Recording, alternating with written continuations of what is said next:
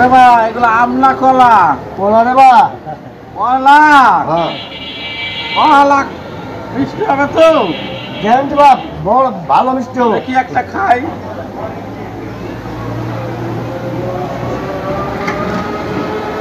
বিসমিল্লাহির রহমানির রহিম।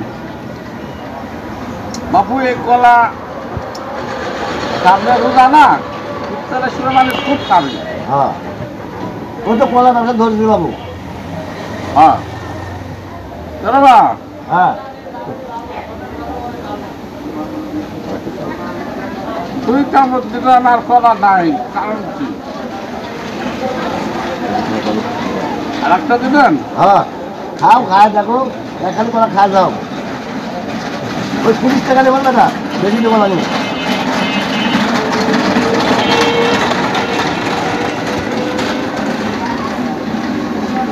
আমার একটা লাতিন ছিল বুঝছো দাদা, হ্যাঁ তো একদিন হিসু দিল, দেখলাম যে ওর কলা এর তো বড়, তুমি কি কলা আনছো রে ভা?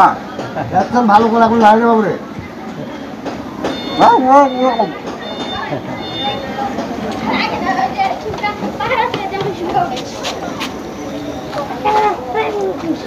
মানে এদিকে আসো, কথা বলবো তোমরা তার একটা করবেন। কলা তো ভালোই মিষ্টি, টাকা পয়সা আছে নাকি পকেট ধরো, টাকা পয়সা আছে কেন? আসুন ভাই ডাক্তারের কামটা কিরম হলো? দেখিয়েছি টাকা পয়সা নাই, 2টা কলা খেয়ে ফেললাম, একটা ব্রেন খাটাতে হবে।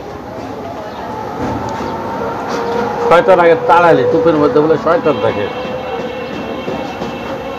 এবার কি হলো রে বা? এই বাবু বাইরের কলা নিছো, কলা কষ্টা, আমার মুখটাই নষ্ট হয়ে গেছে, এই কলা বাড়ি খায়।